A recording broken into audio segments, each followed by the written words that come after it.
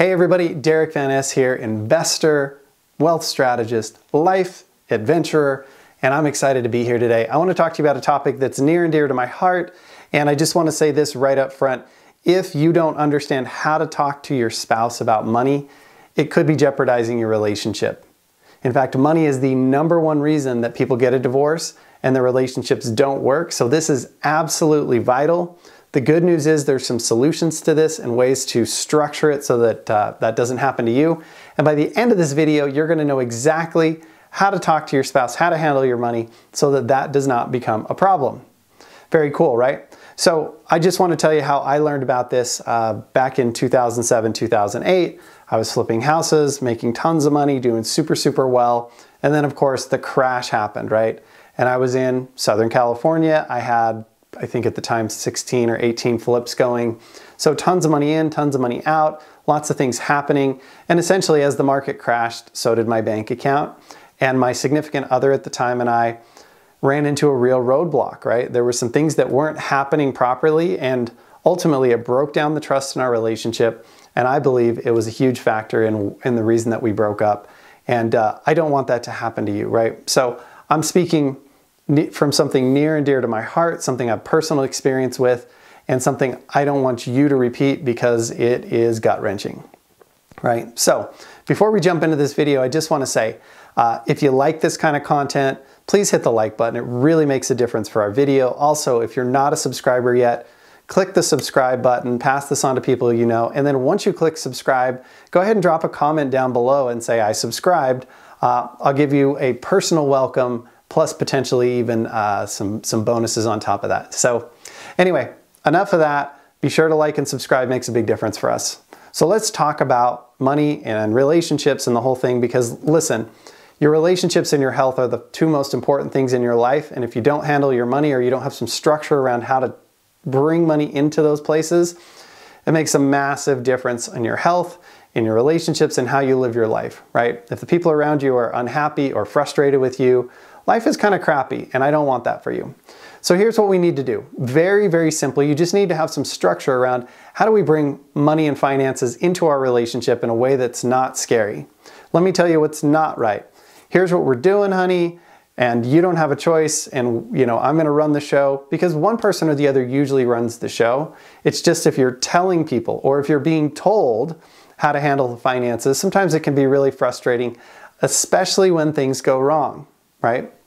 So we wanna have some two-way communication here, and we wanna make sure that we're on the same page, even if one person is running the show financially. So how do you do that?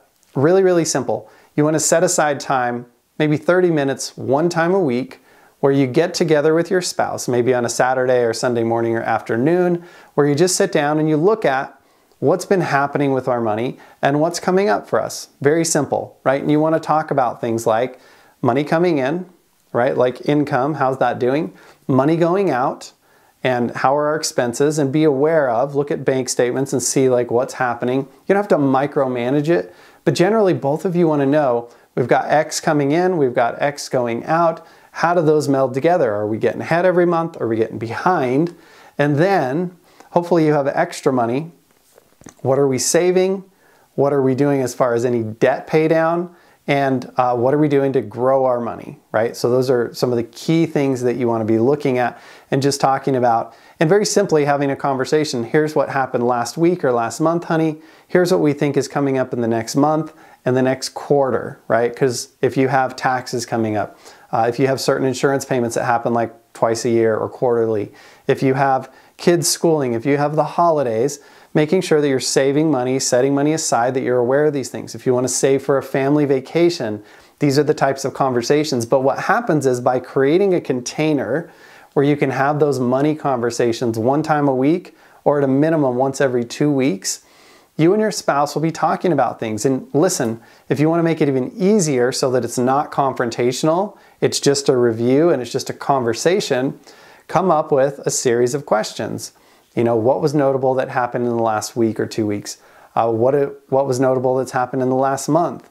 What do we anticipate is going to be important this next week, this next month, and this next quarter? Do we need to save for anything? Are there any debts we're focused on And do we need to talk about those, right? Investments and savings. If you cover those topics and just go through and just say, honey, is there anything we want to cover? Or here's what has happened with our bank statements. All of a sudden you have a free flow conversation. What really happens, instead of each of you being on different sides of the table and doing this, you're both on the same side of the table looking out forward at what you want to create in life, right? And what is happening. And if you start going negative or you make a decision to buy something or invest in something and it doesn't go well, both of you were part of that conversation. Even if one person's leading the boat, leading the charge, which happens most of the time in a relationship, the key is making those decisions together. Even if it's one of you coming to the table and saying, honey, here's what I see, here's what we need to spend money on, here's why, do you agree, do you have questions, and just getting buy-in so that way when things go wrong, then it wasn't one person or the other, you were in this together. Because what happened for me was I was making all the decisions. I was doing the mushroom management thing, right? Like where I was just keeping the other person in the dark, and I don't want to say I was feeding them a bunch of crap, but I was handling everything and they didn't know what was going on. The problem is if you're handling everything and it doesn't go well, all of a sudden your significant other's looking at you and trust can get broken down and they can second guess your approach to everything, right?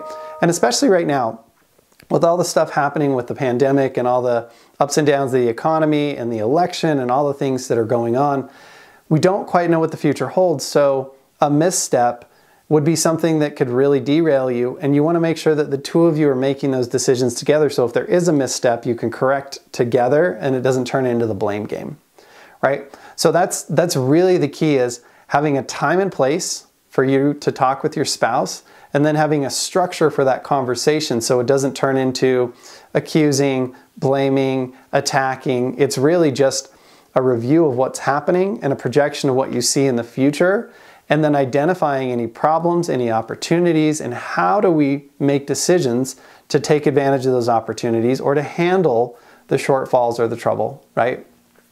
If you're doing this together and you're both actively engaged in this conversation, it makes such a massive difference. It also doesn't require that the spouse who's less involved spend all their time on it. It's just something you do once a week or once every 2 weeks where the two of you get together, and it's super clean. It's super easy. It's not hard. It's not scary.